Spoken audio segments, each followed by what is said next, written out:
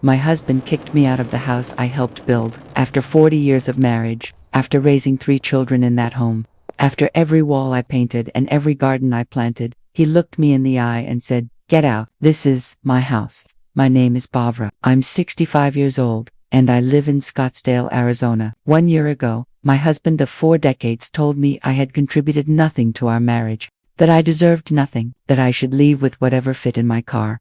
He had no idea what I was really taking with me. You know that feeling when you've spent your whole life being told your work doesn't count, when decades of raising children, managing a household, supporting a career, isn't considered a real contribution, when someone tells you that because you didn't earn a paycheck, you earned nothing at all. I lived with that for 40 years, and then, when he thought he could just throw me away like I was nothing, I had a surprise for him.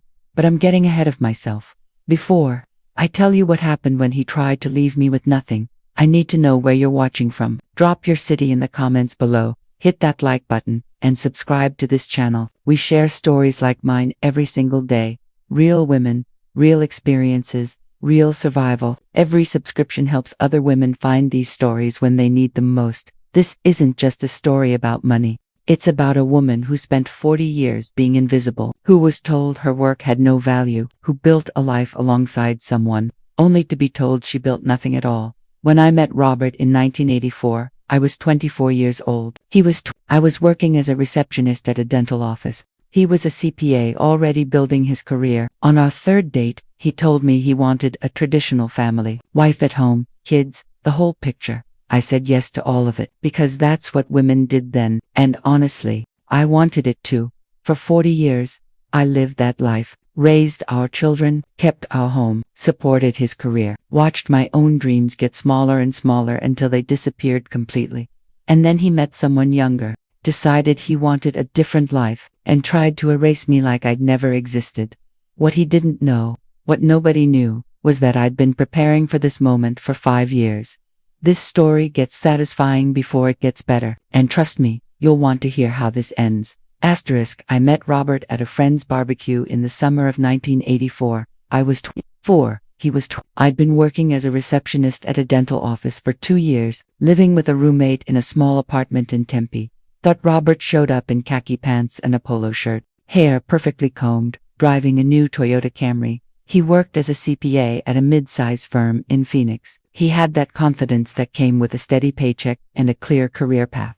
We talked for 3 hours that night. He asked about my job, my family, my plans. I told him I liked my work, but didn't see it as a long-term career, that I wanted a family someday. Kids, a real home. That's refreshing, he said. Most women I meet are so focused on careers they don't want families anymore.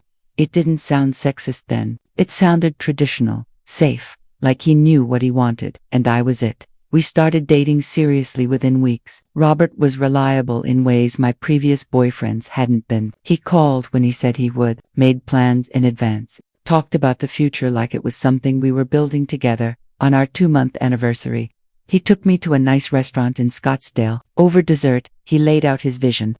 "I want to get married in the next year or 2, buy a house, start a family. I'll work, provide for us. You'd stay home with the kids, at least while they're young. That's how my parents did it. That's what works." I didn't question it. My own mother had stayed home until I was in high school. It seemed normal, natural, the way things were supposed to be. "What if I want to work?" I asked. "Testin, of course, if you want to, but realistically, childcare costs so much, and kids need their mother. Wouldn't you rather be there for them?" When he put it that way, what else could I say? That I valued a receptionist job more than my future children. We got engaged 6 months after we met, married in June of 1985.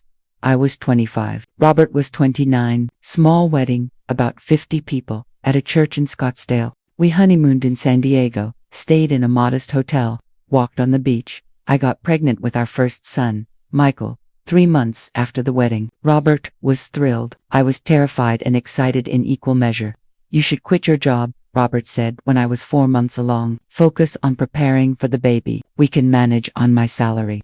I gave notice at the dental office. My boss was disappointed but understanding. "Come back after the baby if you want," she said. I never went back. Michael was born in 1986. I was 20. Those first years were hard in the way everyone says they are. Exhausting, isolating, but also full of moments that felt important, meaningful. I was building a family, creating a home. Robert worked long hours during tax season, came home tired, wanted dinner ready. I learned to time everything around his schedule. Baby fed, bathed, settled before Robert walked through the door so we could have a peaceful dinner.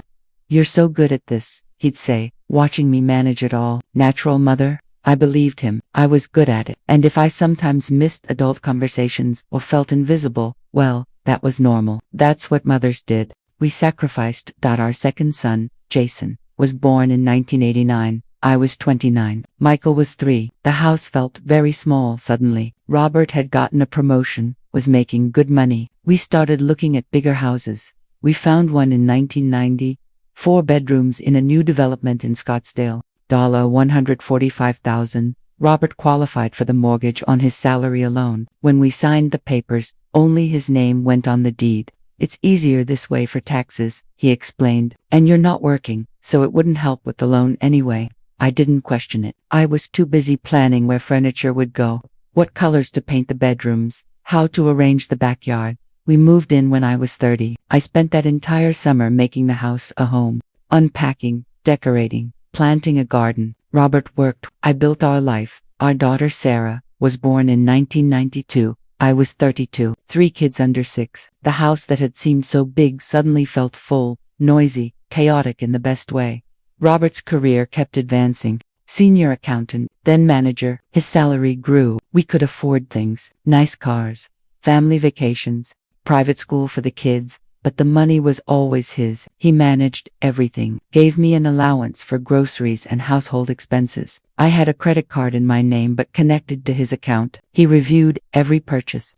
"I'm not trying to control you," he'd say when I'd bristle at questions about why I spent $40 at Target. "I'm just trying to keep us on budget, make sure we're building wealth." I'd nod, apologize for being defensive. He was right. He was the one earning it. He should manage it. The first 20 years passed like that. Kids growing up, Robert's career advancing, me running the household, attending every soccer game and school event, managing doctor's appointments and birthday parties and summer camps. I was good at it. Everyone said so. "Robert's so lucky to have you," friends would say. "Everything runs so smoothly." Robert would agree. I couldn't do what I do without her support. But when Michael graduated high school in 2004, when I was 44, something shifted, or maybe I just finally noticed what had been true all along. At Michael's graduation party, Robert was talking to other fathers. I overheard him say, "Yeah, Barb doesn't work. Hasn't in almost 20 years. Pretty nice life, right? Home all day." The other men laughed. Agreed. Must be nice. I stood there in the kitchen I'd organized, at the party I'd planned, in the yard I'd maintained, wearing the dress I'd bought on sale because we were watching spending, and felt something crack inside me. Home all day, like I'd been on vacation for 2 decades. That night, lying in bed, I said, "Do you think I don't work?" "What?" Robert was already half asleep. "Today, you said I don't work, that I'm home all day." "Well, you are home all day. Taking care of 3 kids, managing a household, supporting your career." "I know, Barb, I appreciate it. But it's not the same as going to an office, dealing with clients, earning money." You know that I didn't respond, just lay there in the dark. Because I did know that, everyone knew that, a woman's work at home didn't count the same way, didn't earn equity, didn't build wealth, didn't give you power. I'd spent 20 years building a life, and somehow, I'd built nothing that was mine. That realization should have changed everything right then, but it didn't, because I still had Sarah at home. Jason was in college. Michael starting his career. I was needed, valuable. Even if Robert didn't see it that way, I pushed the thought down, kept going, like I always did. But it stayed there, that crack, getting wider every year.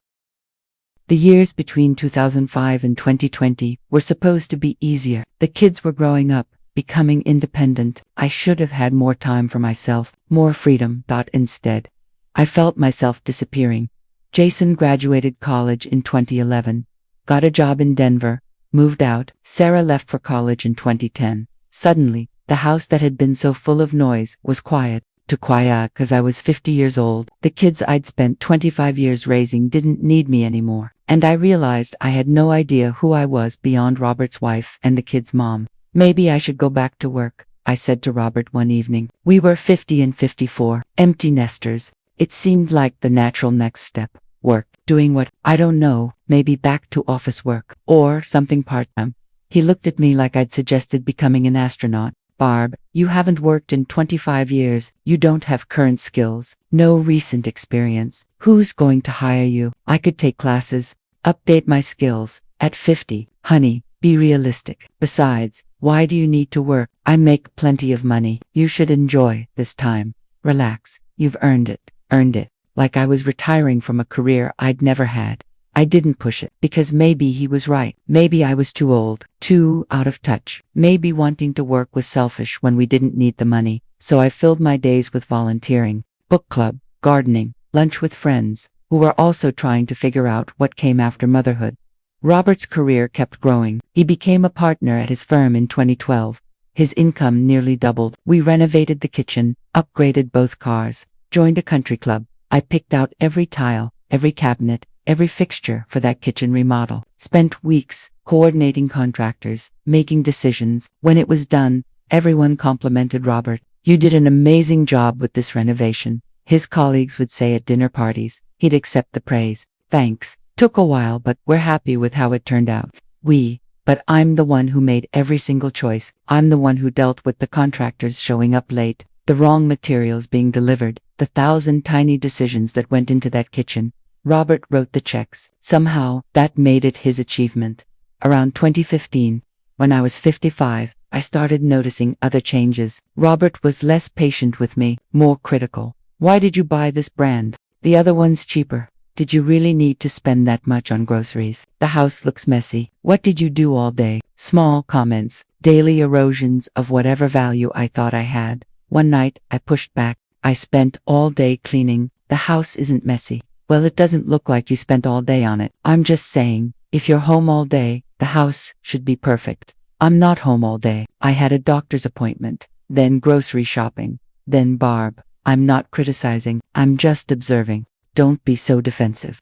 That was his favorite phrase. Don't be so defensive. Like my reactions to his constant criticism were the problem, not the criticism itself. I started keeping the house immaculate. You could eat off the floors, every surface spotless, hoping he'd notice, hoping he'd appreciate it. He didn't mention it at all, but if there was a dish in the sink, one glass left out, he'd sigh. Thought you were going to keep things cleaner. In 2018, I was 50. Robert was 60. He started talking about retirement. Not for me, I'd never had a job to retire from, but for him. Few more years, I'll retire at 60. We can travel, golf, enjoy life. What about what I want to do? I asked. He looked genuinely confused. What do you mean? You can do whatever you want. You always have.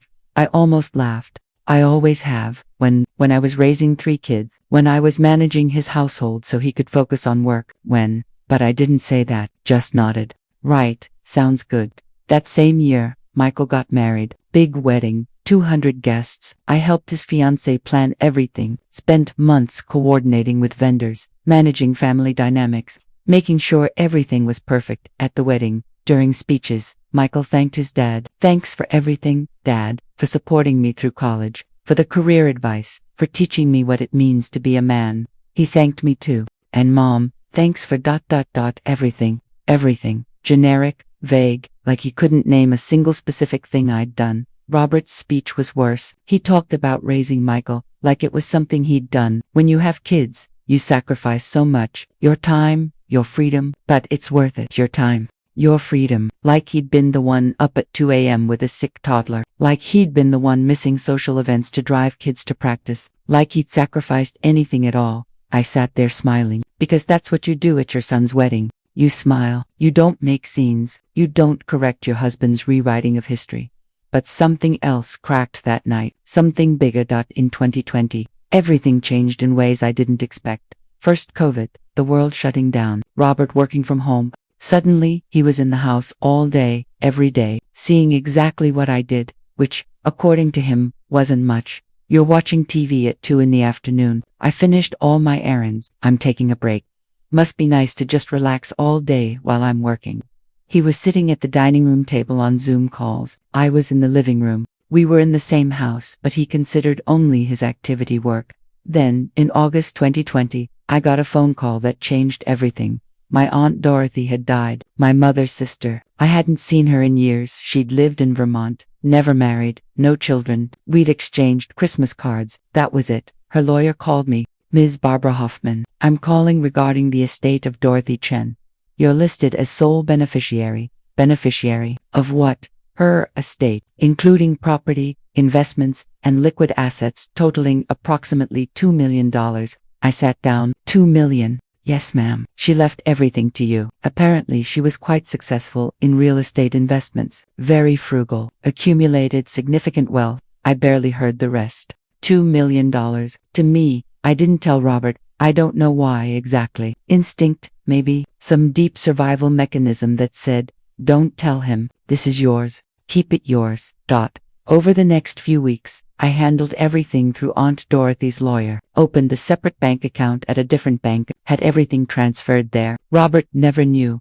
Every piece of paperwork came to a P.O. box I rented. Every statement went to an email address I created just for this. Robert had never been interested in my day-to-day activities. He certainly didn't notice I was going to the post office more often. I had $2 million, and my husband, who'd spent 35 years telling me I didn't contribute anything, had no idea that money sat in that account for 4 years. I didn't touch it, didn't spend it, just knew it was there, my secret, my safety net, my proof that I was worth something even if Robert didn't think so. I was 60 years old, and for the first time in my adult life, I had something that was entirely mine. Asterisk, those 4 years between 2020 and 2024 were strange. I had $2 million sitting in an account Robert knew nothing about, and every day, I lived like I had nothing. I didn't change anything, didn't buy new clothes, didn't splurge on anything, kept using the grocery allowance Robert gave me, kept asking permission to spend money on household things. The secrecy felt powerful, like I had a part of myself he couldn't touch, couldn't control, couldn't diminish. Sarah graduated college in 2021. Got engaged in 2022, started planning a wedding. Robert immediately took over. We'll pay for it, of course, but we need to be reasonable. Set a budget. He set the budget at $30,000. Sarah wanted more, wanted the venue she'd dreamed of. I could have written a check for the whole wedding without blinking. Instead, I watched my daughter compromise on her dreams because her father thought $50,000 was excessive. Why didn't I tell them about the money then? I don't know. Maybe because once I told them, it wouldn't be mine anymore. It would become family money, Robert's money to manage. Or maybe I knew, deep down, that I was going to need it for something more important than a wedding. Robert retired in 2023. At 6, I was 6. Suddenly he was home all the time, and his comments about what I did all day got worse. You're still in your pajamas at noon. Why isn't dinner ready? What else did you have to do today? The house is dusty. I thought you were cleaning. I started retreating to my garden, the one space that felt like mine. I'd spent 30 years building those flower beds, that vegetable garden, every plant I'd chosen and cared for. One afternoon, Robert came outside while I was weeding. You spend too much time out here. The garden's fine. You're obsessing. I enjoy it. It's my hobby. It's an excuse to avoid doing real work in the house. I looked at him, really looked at him. This man I'd spent 40 years with. When had he become someone who saw everything I did as inadequate, or had he always been this way and I just hadn't noticed? That fall, Robert started acting different, distant, on his phone constantly, going to the gym more often, coming home later from golf. I knew what it meant. I'd been married long enough to recognize the signs. He was having an affair. Part of me should have been devastated. Instead, I felt almost relieved, like waiting for a bomb to go off and finally hearing the explosion. I didn't confront him, just watched, waited. In December 2023, I turned 6. Robert took me to dinner at a nice restaurant. Over dessert, he couldn't even look at me. Barb, we need to talk about our marriage. Okay, I'm not happy. Haven't been for a long time. I sipped my wine. How long? Does it matter? I suppose not. He seemed surprised by my calm. I've met someone. She makes me feel alive again. Young. I want to spend my remaining years actually living. And I make you feel dead. You make me feel old. We've been together 40 years. We're habits, not a marriage. I want more than that. I set down my wine glass carefully. What exactly are you saying, Robert? I want a divorce. There it was. 40 years, 3 children, a life built together. Over. Fine, I said, Fine. He looked almost offended that I wasn't fighting.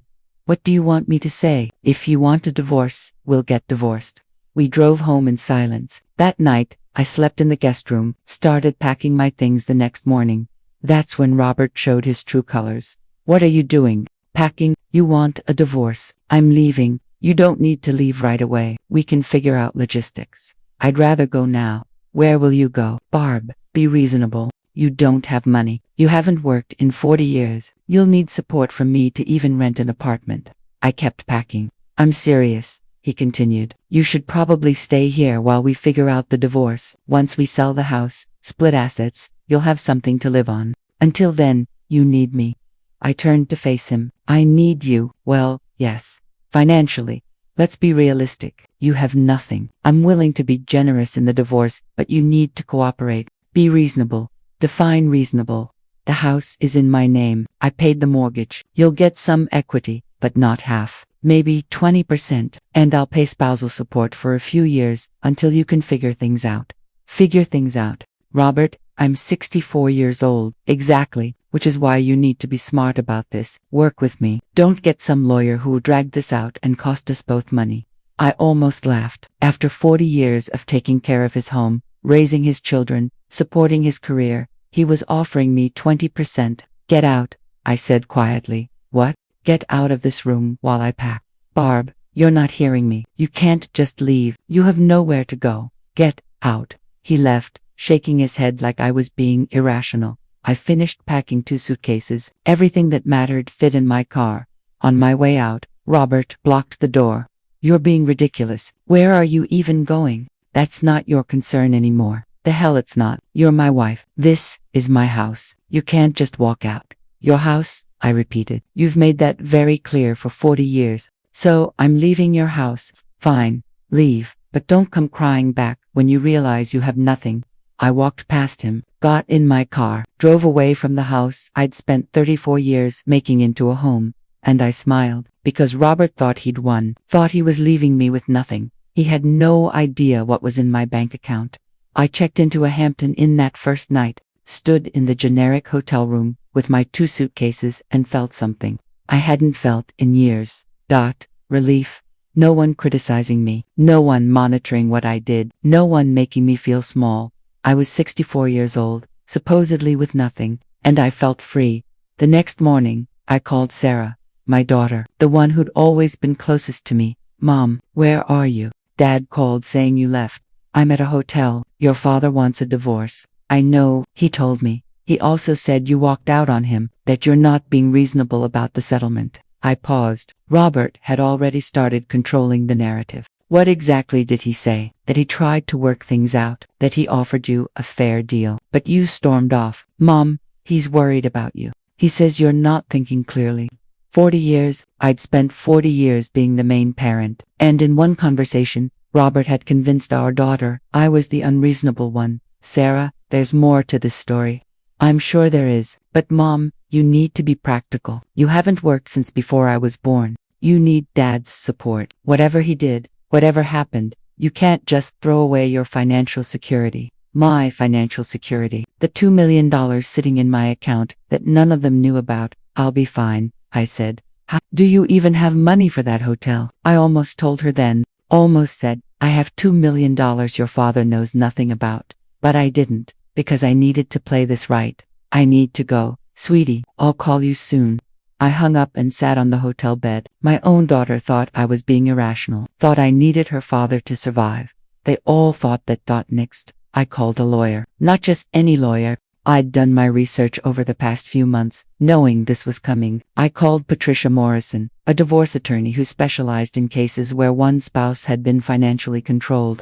Ms. Morrison, my name is Barbara Hoffman. My husband wants a divorce. He's offered me 20% of a house I helped build over 40 years.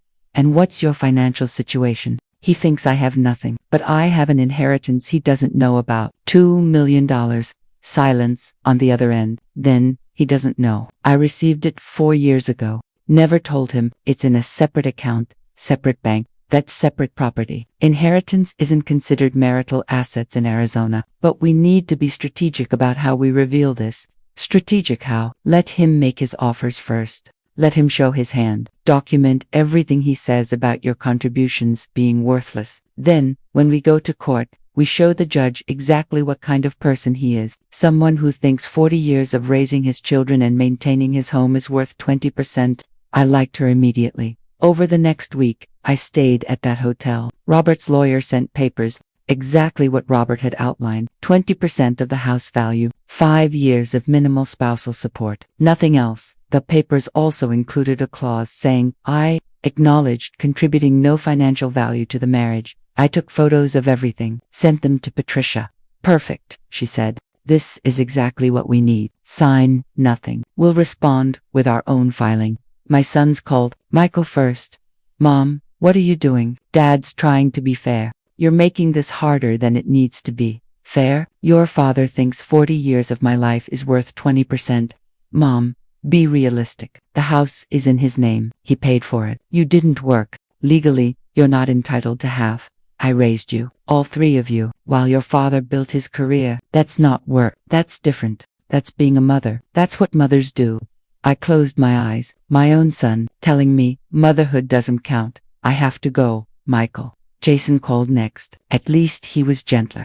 Mom, I know Dad can be difficult, but you need to think practically. You'll need financial support. Don't let pride make you homeless. Pride.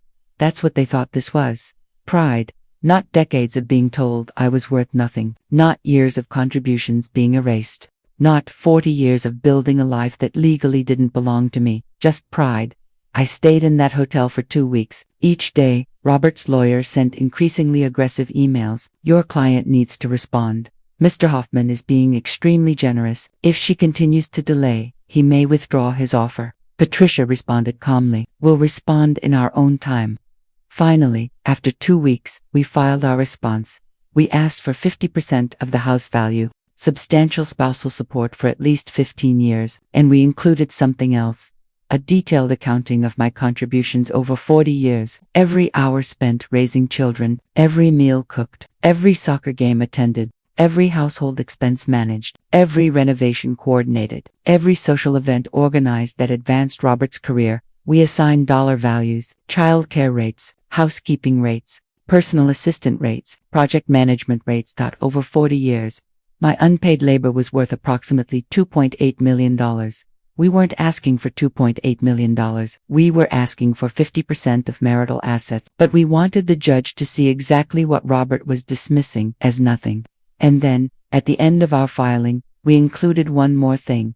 Notice of separate property, my inheritance, $2 million that had nothing to do with Robert, that he had no claim to whatsoever. Patricia filed everything on a Friday afternoon. By Friday evening, my phone was exploding. Robert called 6 times. I didn't answer. Michael called. Mom, what the hell? You have $2 million. And you didn't tell anyone. It's my inheritance. From my aunt. It's not your father's business. You let Sarah stress about wedding costs when you had $2 million. Your father set Sarah's wedding budget. Not me. I wasn't allowed to have an opinion on financial matters. Remember, he hung up. Sarah called, crying. You had money this whole time, while Dad was supporting you. That's fraud, Mom. That's lying. I received an inheritance. I kept it separate. That's not fraud. That's my legal right. It's betrayal. You made us all think you needed Dad. That you were helpless. I never said I was helpless. Everyone assumed it. She hung up. Only Jason was different. He called, last. Mom, I don't care about the money. I just want to understand. Why didn't you tell us? Because I knew what would happen. Your father would try to control it, manage it, tell me how to spend it. It would stop being mine and become ours. And I needed something that was just mine. He was quiet for a long moment. I get that. I think, Mom, are you okay? Really okay? I started crying. First time since this whole thing started, because one of my children actually asked if I was okay. I am now, I said. I'm okay now.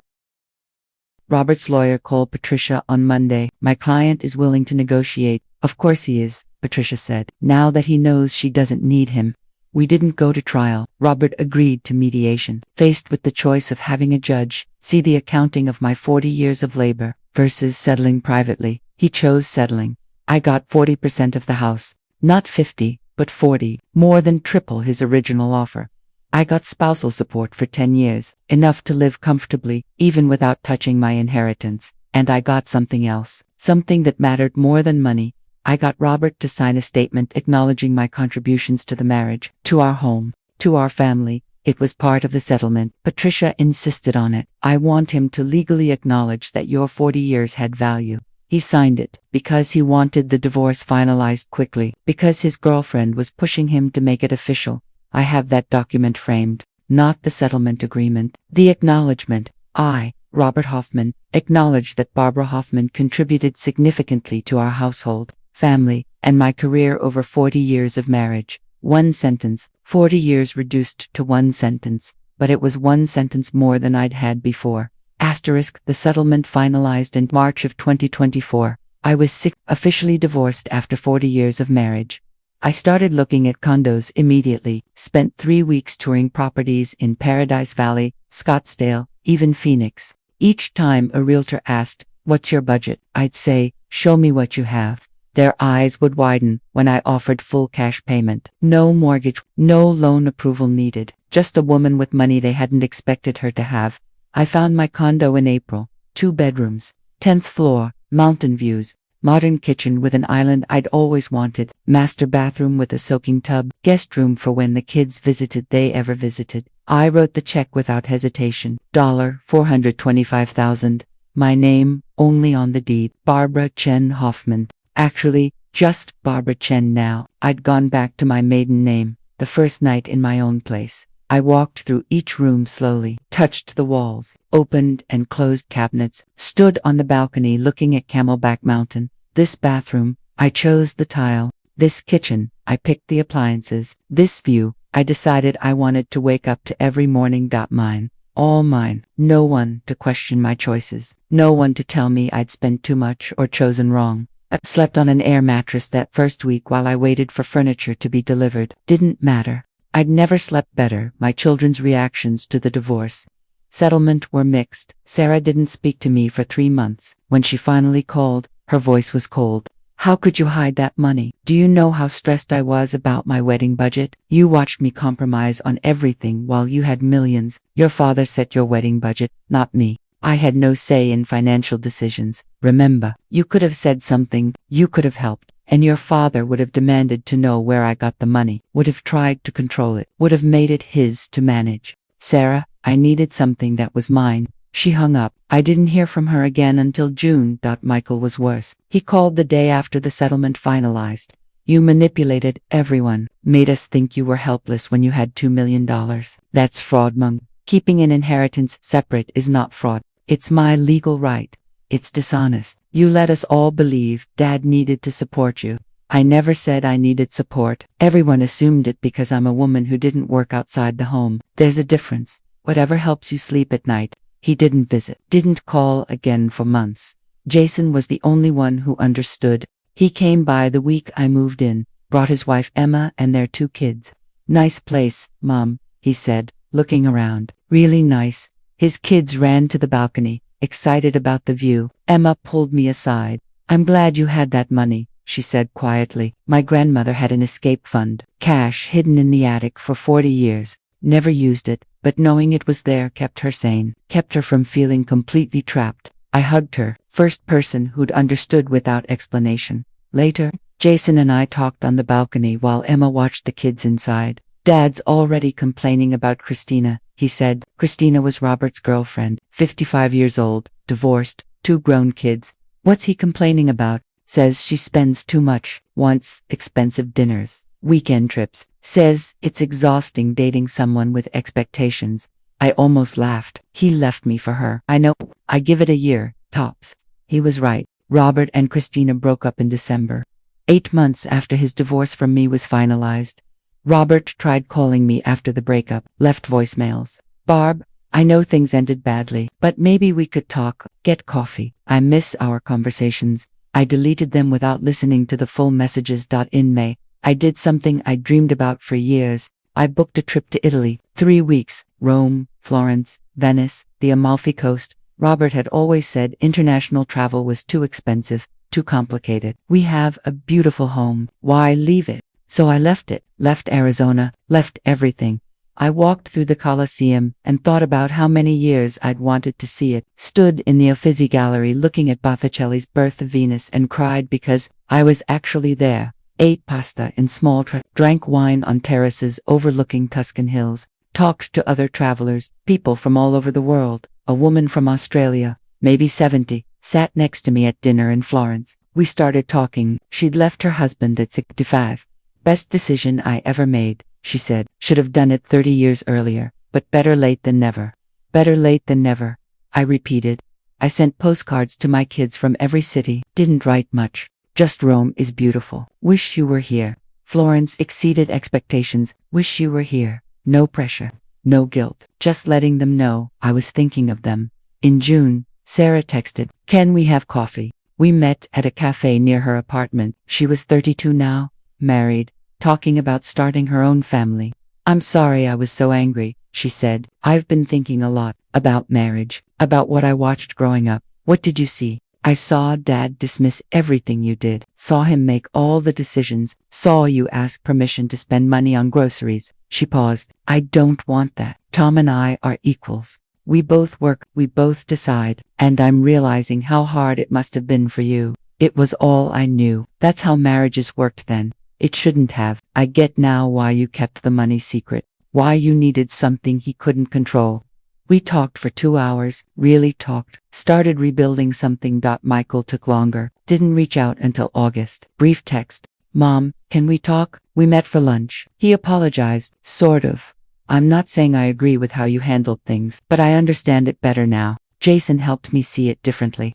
It wasn't perfect, but it was something. By fall, I'd been divorced 6 months, had my own home, had traveled, had started repairing relationships with my kids.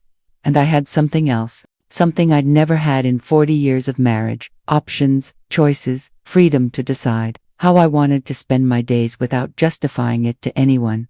I'm 65 years old now. It's been a year since my divorce was finalized. A year since I stopped being Robert's wife and became just Barbara. People ask me sometimes if I regret the 40 years, if I feel like I wasted my life. The answer is complicated. I don't regret my children, don't regret the moments of joy, the holidays, the family dinners. But I do regret believing that my work had no value, that raising children and maintaining a home wasn't a real contribution, that I needed to apologize for existing without earning a paycheck.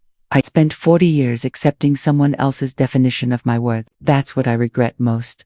Robert tried reaching out again last month, sent an email through his lawyer asking if I'd be willing to talk. "Foreclosure," he said, "to discuss what went wrong." I declined. I have all the closure I need. It's called a signed divorce decree, a condo in my name only, and a life I actually chose. Besides, I know what he wants. He's lonely. Christina left him because he treated her the same way he treated me. Her preferences didn't matter, like her contributions were never enough. He's starting to realize that his pattern doesn't work, that women don't want to be managed like household expenses. But that's not my problem to solve anymore. My relationship with my kids is better. Not perfect, not what it was before, but honest now, in a way it never was. Sarah visits regularly, brings Tom. They bought a house recently, and she made sure both names went on the deed. She asked me to come see it, walked me through every room. "This is ours," she said, emphasizing the word. "We make decisions together, about everything." I squeezed her hand. Didn't say, "I wish I'd done that." Just said, "I'm proud of you." She's talking about starting a family, asks me questions about motherhood, but she also asks about money, about keeping her own accounts, about maintaining independence even in a marriage. "I want to be partners with Tom," she told me over coffee last week. "Real partners, equal partners, not what you and Dad had." "Good," I said, "that's exactly what you should want. And you know what? If Tom ever makes you feel small, if he ever dismisses your contributions or tells you your work doesn't count, you leave. You hear me? You leave." She nodded. "I will, Mom, I promise." Michael comes around less, but we're in touch. He apologized properly a few months ago, sat in my living room, and actually said the words, "I didn't understand what you lived with. I saw Dad as the provider, and didn't think about everything you provided that didn't come with a price tag. That was wrong. It wasn't everything I needed to hear, but it was enough. We're rebuilding." Slowly. Jason and Emma invited me to Thanksgiving. Their house, their traditions. Their kids made place cards with everyone's names. Mine, said Grandma Barbara with a drawing of mountains. Because you live near the mountains now, my grandson explained. I cried, good tears, the kind that come from being included in something new rather than maintaining something that doesn't fit anymore. I'm planning my third international trip, Japan in March, then New Zealand in June, maybe Peru in the fall. All the places Robert said were too far, too expensive, too complicated for people our age. Turns out they're none of those things when you have your own money and make your own decisions. Last month, I signed up to volunteer at a women's shelter. Every Tuesday, I go in and talk to women who are trying to leave, who think they have nothing, who've been told for years they can't survive alone. I tell them my story, not to brag about the money, that was luck, not strategy, but to show them that starting over at 64 is possible, that it's never too late.